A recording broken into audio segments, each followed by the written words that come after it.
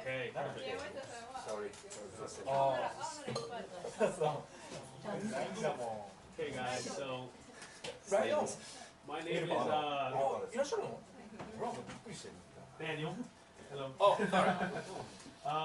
So I'm from America, but I was born in the Dominican Republic. My parents were born there, and then we all moved to America when I was very young. So I have two cultures basically. And today I'm going to talk to you a little bit about the history of the Dominican Republic. And I want to introduce to you the music of the Dominican Republic. So the country is very famous for its music in Latin America. Latin America is Spanish-speaking countries. So it's mostly going to be listening. Okay? So please use your ears today. And let me know what you think. So before I say anything, I want to give you an idea of what Dominican Republic is like. So I'm going to show you a video. It was made by the tourism ministry in the country. Please watch. Oh, and the sound is going to be coming from here, from the lab. So, sorry for that.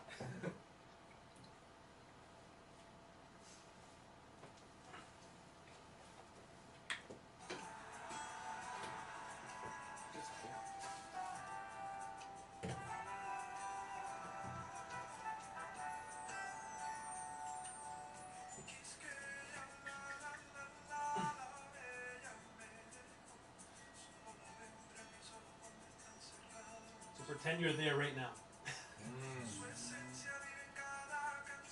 It would be very nice to get away from Fukui winter. Yeah. Yeah. So this is typical countryside in Dominican Republic.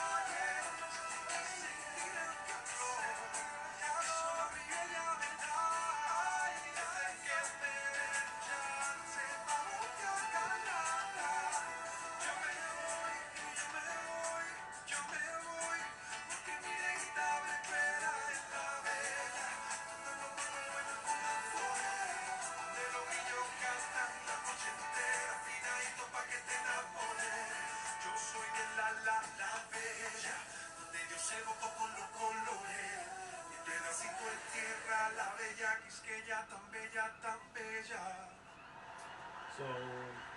by the way, if you have any questions about anything, just interrupt me and ask things. Yeah, what the hell am I doing in Tucumán? So this is Dominican Republic. It's in North America, technically Central America. So if you look at the United States and South America, right in the middle here, there's the Caribbean. And there's three main islands there. So the first one on the left is Cuba. And then in the middle is an island called Hispaniola, which is divided into two countries.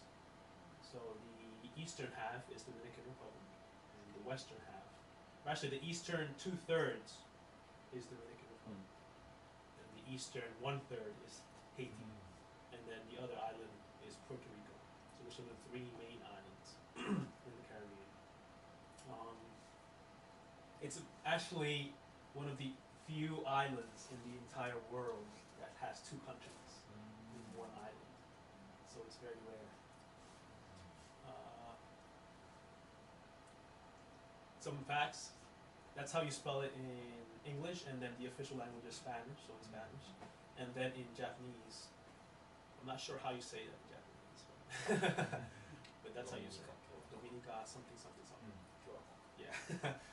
The official language is Spanish, and the capital is called Santo Domingo. That's the name of the capital. And the population of the country is 9.4 million people. So the population isn't that large. And then the Independence Day is celebrated on February 27th, 1844. And it's interesting because it's one of the few Spanish-speaking countries that its independence is not from Spain. The independence is actually from Haiti, the neighboring country. So after Haiti got their independence, they invaded the Spanish colony next to them and took over the entire island.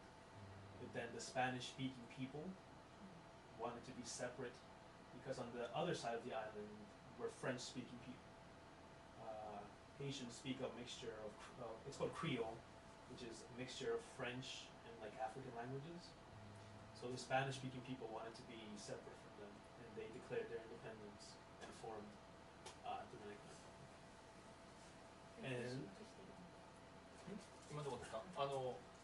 スペインから独立したんじゃなくて、ハイチから。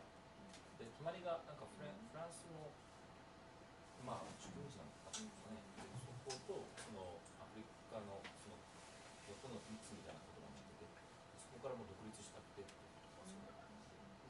And the Dominican Republic was named after Saint Dominic, who was a Spanish priest who lived a long time ago. And so Dominican Republic is named after him. And that's the flag of the Dominican Republic. I actually have one here, so if you guys want to take a look at it, this is what it looks like.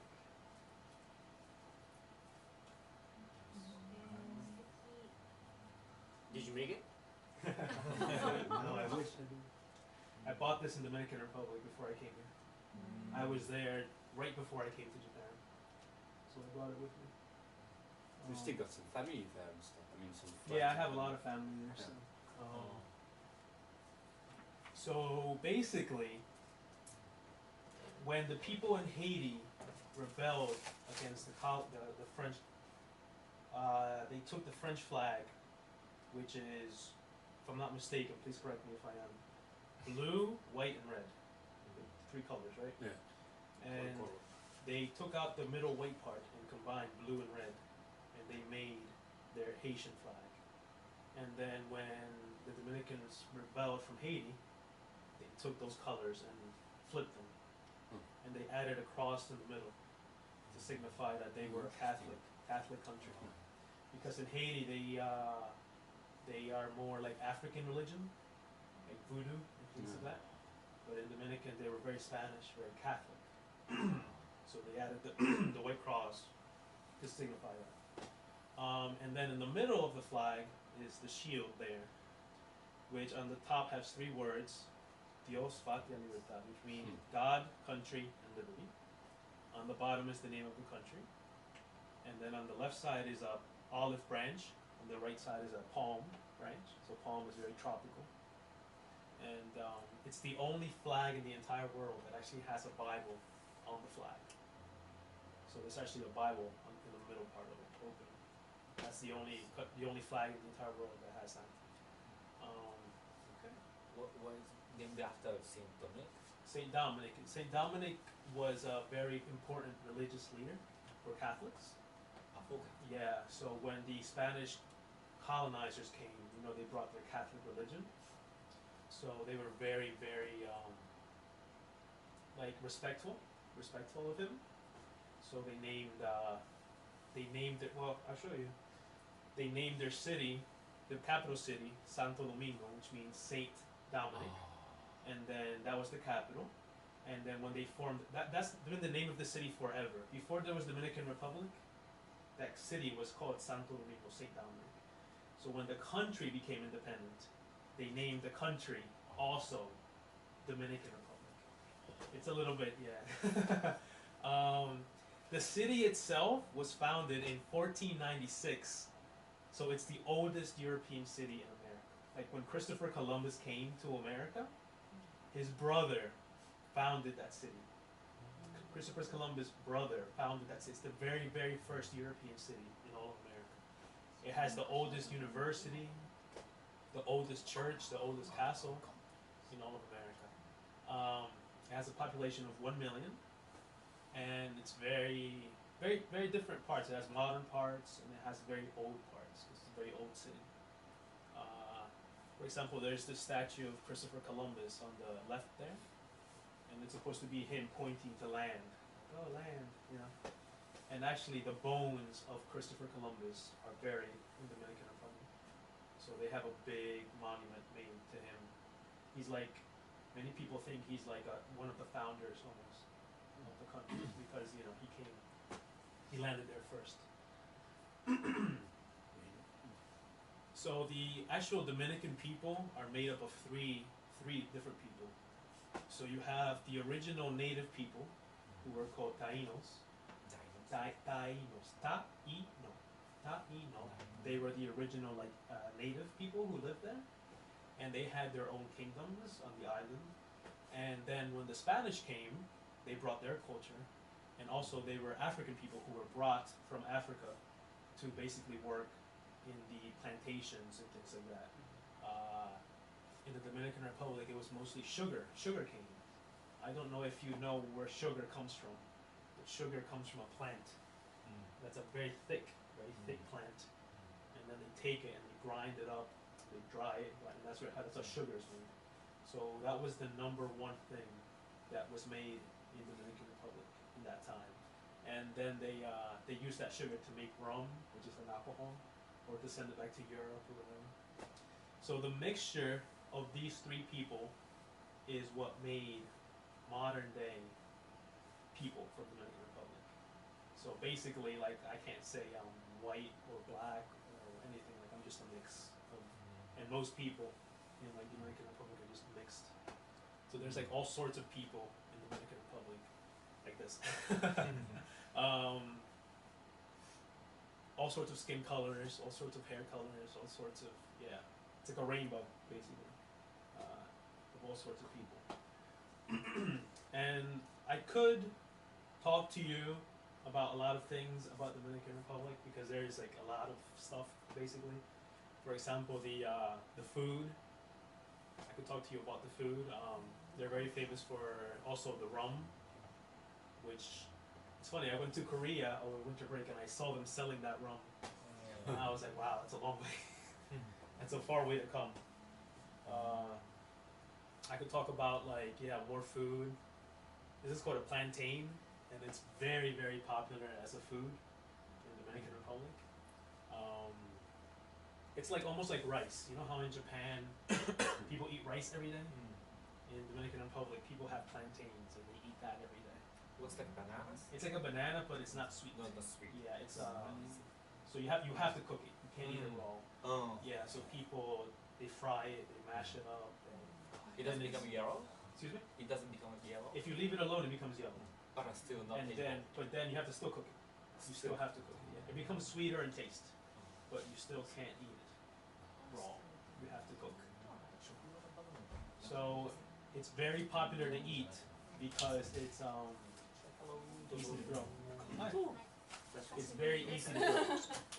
So it grows in the countryside, or many people in their backyard, they have one of these trees, and like whenever they want to eat something, they just go and get one and bring it inside and have lunch or whatever. So You can just take it from neighbors? well, you You're can't not take it. fighting. Not from your neighbor. You should ask first. Alright. If your neighbor invites you over, but honestly, if your neighbor and you have a good relationship, he'll probably let you take all of it. People are very generous, and that's the wonderful thing about Dominican Republic that in America you don't see. If you walk down the street in Dominican Republic, you see trees with mangoes, bananas, and you can just grab and eat. If they're wild, you know, if they belong to somebody, you should ask. But in America, you don't see fruits just outside. So, yeah. Also, there's sports.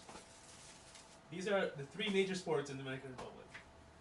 Top on the right is rooster fighting. Very popular, very popular. Those are special animals that are raised from the time they're little to fight. So they fight, and people bet a lot of money on who's going to win. So in America, that's illegal. You can't do it in America. But in the Dominican Republic, it's very legal and very popular. So they actually have like spurs on the back of the foot, spurs, and then, they attack each other. So it's kind of, it's not very modern, but it's How do hard. you know which wins? Hmm? How do you know which wins? Whoever is left alive at the end. Really? Yeah. The other has to die? The other one is killed, yes. And you're gonna make a yakitori or something? No, because they're not bred for eating. They're bred for fighting. So they have no meat really to eat. Yeah. They're not meant to be eaten. So they're just raised for fighting? Yeah. Since the time they're born, only for fighting. Oh. But it's natural for like male roosters. Like if you see 2 male roosters in the wild, they will fight each other. So it's their natural behavior. Yeah. But they put them together, and then baseball is very, very, very popular in the Dominican Republic. It's the #1 sport in the country. Football. Yeah, it's really strange because usually in South America, football, soccer, is the #1 sport. But in Cuba, Dominican Republic, and Puerto Rico, it's baseball. So there are many baseball players in America from the Dominican Republic. Many, many, many, many. Recently, one named Pedro Martinez, he got into the Hall of Fame. So that was a very big deal. Very, very famous. Actually, in Japan, there's some Dominican players also. And dominoes is also a pastime. Oh, domino! Yeah, Not mahjong. No, dominoes. Domino. Yeah. Yeah. Domino. So for No kanji. no kanji. Older generation, they play dominoes a lot. So like my father and his friends, whenever they get together, they get around and they just play dominoes and talk, and that's very, very popular. Bet a lot of money. Just for fun. Just for fun. Domino means you just put it and then. No. It's not a kind of play. Domino No, tower no, is yeah. game. There's a set. There's a set, right? And then each person picks a hand. I think it's maybe 5 or 7. I'm not sure.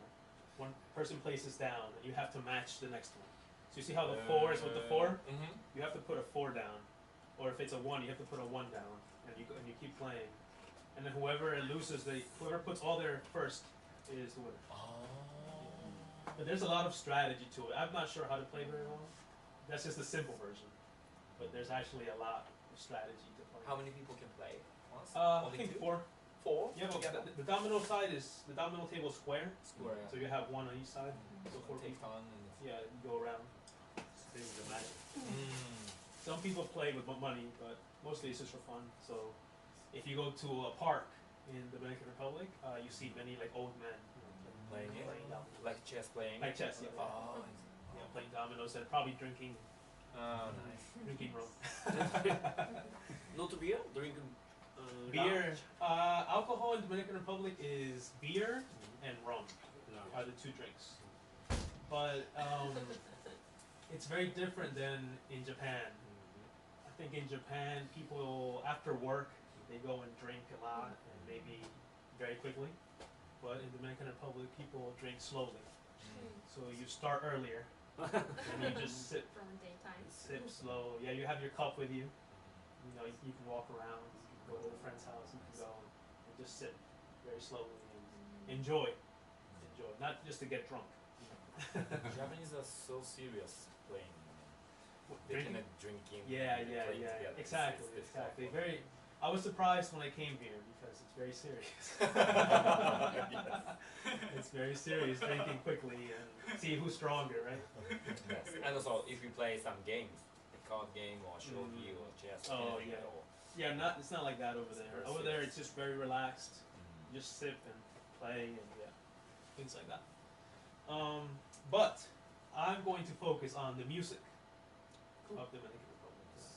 So there's two types of music I'm going to talk about, and they're merengue and bachata. Okay, so merengue and bachata are two traditional styles of music from the Dominican Republic.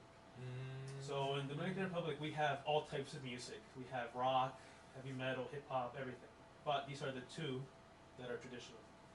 In, Made from Dominican. Made, yeah, Oh. made in Dominican Republic, invented in Dominican Republic. Invented. So the first one, and then you see like the different types of like dances and things like that. The first one is called merengue, and native in Dominican Republic, and it first appeared in 1850s. So nobody knows exactly how it started, but the first recorded mention of the sound is from that time, 1850s, and it has three influences, which is European, native, and African music. So these three influences came together to make merengue. And it started in a place called El Cibao, which is the very center of the country. If you look at Dominican Republic, the very center is a valley, and then it's surrounded by mountains. So in that very center is a valley, and it's called El Cibao, and it's a place where they grow a lot of rice, like in Fukui. So it's very agricultural, very inaka. But also it's where a lot of like music starts, where a lot of culture starts, and then that culture started to spread out to the rest of the country. So I'm going to show you the three parts of merengue. So the first one is the accordion. The accordion is the European influence. So the Europeans brought the accordion to the Dominican Republic. And this is what accordion for merengue sounds like.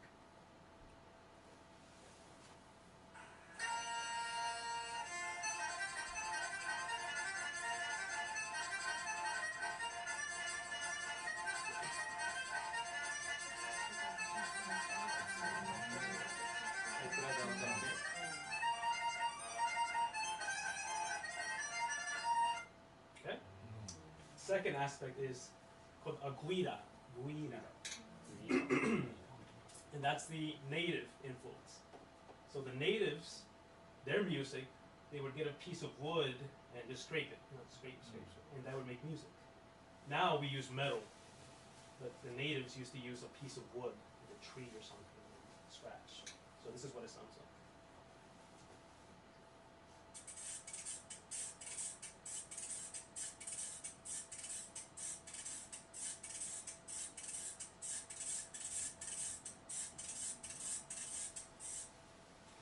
Then the drum is from Africa. So Africa, very popular for its drums. So the African people, when they came, they brought their music, their drum music.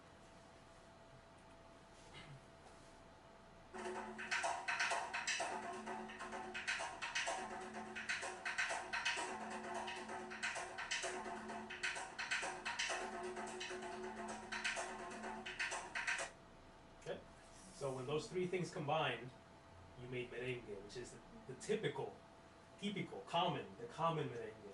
That's the merengue that first came up from the people, like very countryside, very traditional, very like peasant.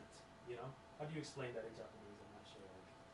like not high class, just very, you know, from the people, So this is what it sounds like.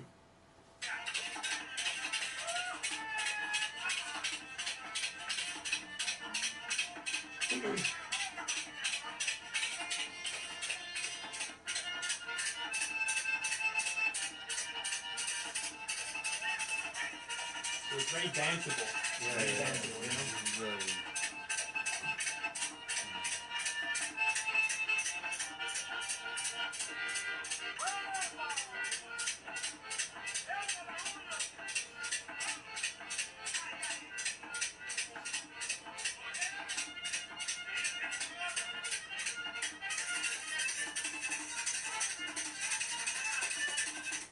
Okay, so that's merengue típico, common merengue. And if you go to like if you go to the beach in the Dominican Republic, sometimes you'll see three guys. One has an accordion, one has a guira, and one has a drum, and they're just walking around playing. So it's very easy. All you need is three people, and you can have a little band. But that was in the countryside. That was for like poor people. When merengue came to the cities, it had to change, right? Because the taste in the cities is different. People in the city, they want something more different. So merengue first came to the cities in the 20th century. So like in the 1940s, in the 1950s, that's when the elite, the rich people, they took that sound that was from the countryside and they changed it. They added instruments and they made it more for them, more for the rich people. So this is a video from the 50s. It's very low quality, so I'm sorry for that. But it's a very old video. So this is what it sounds like.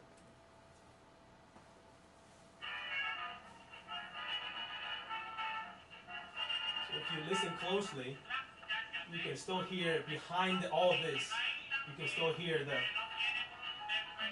and you can hear the drums, and you can hear the the accordion. But they add more. They add a lot of more elements.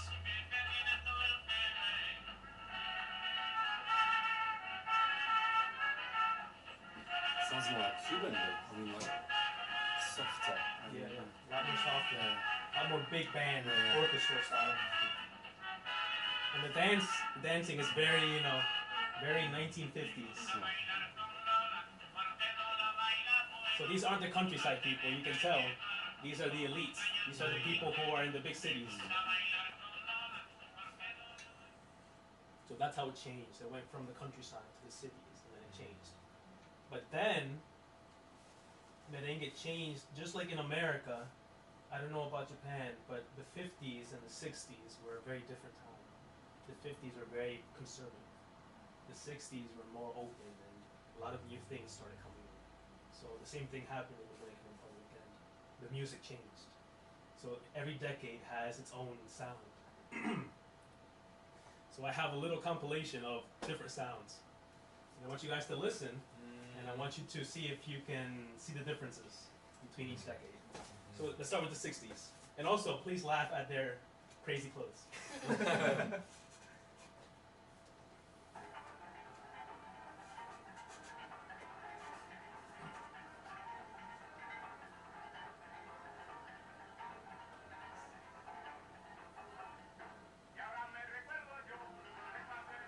You see the instruments in the back are very different now. You have, drums like this, you have a keyboard.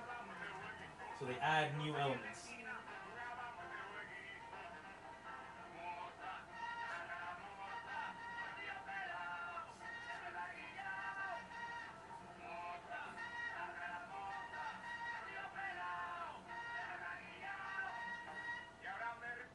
So that's 60s, okay? Let's go to 70s. Si los hombres sintieran dolor, estaría de luto la gardenia. Si se enteran que Love that hair, huh? es la flor de la camelia, jardinera yo también lo siento. But you can still hear the original is still in there somewhere. That original is still in there. A lo que se marchite, jardinera tú que estás tan triste, dime qué fue lo que te pasó. Fue la camelia que se rompió. Yo 80s. No me llamo Pablo, tampoco Miguel. No me llamo Pablo, tampoco Miguel. Soy Anthony Río con sabor a miel. Soy Anthony Río con sabor a miel. Esto de la miel, yo piqué el rincón. Esto de la miel, yo piqué el rincón. Me salía el único negro que vos sabías los poros. Que fue el único negro que vos sabías los poros. Es lo de la miel, ¿y quién será quién? Es lo de la miel, ¿y quién será quién? Pues si tú eres dulce, yo lo soy también. Que si tú eres dulce, yo lo soy también. They have a back and forth going about, you know, who's the better singer. Oh. You know, who can sing the best. And it's very like, it's more like, you know, for us it's nothing, but back then it was like, oh, you know, like, oh, what? And then in the 90s, there's one thing that's different about the 90s, which is if you watch, it's a music video. If you watch the other three, it's all live performance. So finally in the 90s, then we have television. We have, you know, different ways of communication. So now it's, you don't have to watch them live. You can just watch the music video.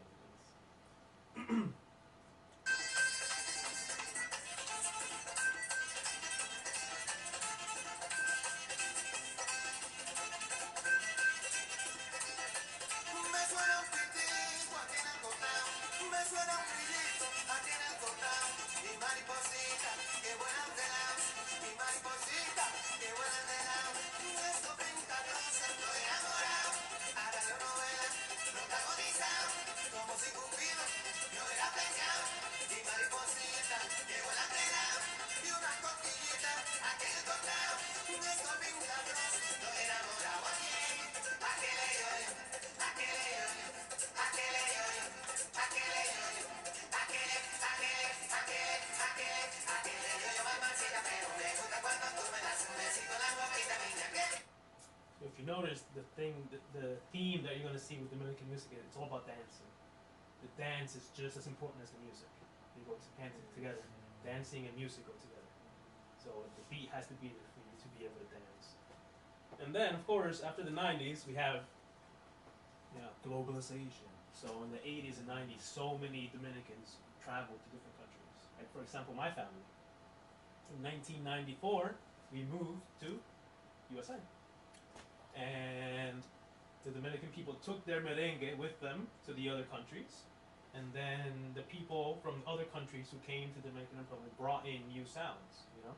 So you have the mixture, and then you have merengue becomes merengue rock, and merengue becomes merengue house, like electronic music, and merengue becomes merengue rap.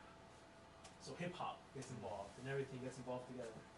So I'm going to show you a video, which is a recent merengue song that came out, maybe last year, and I want you to look at the difference of what it is. It sounds more like a hip hop song than what it became, than what it first was.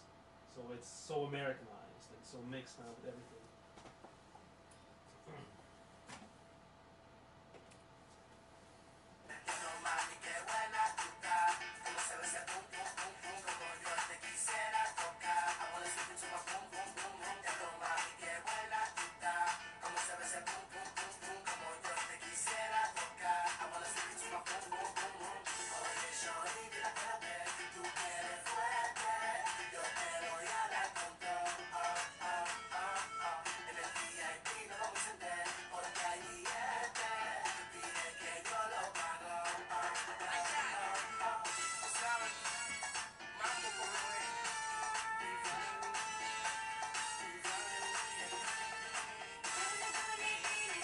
They even have Indian influences. You have belly dancing and things that aren't even Dominican.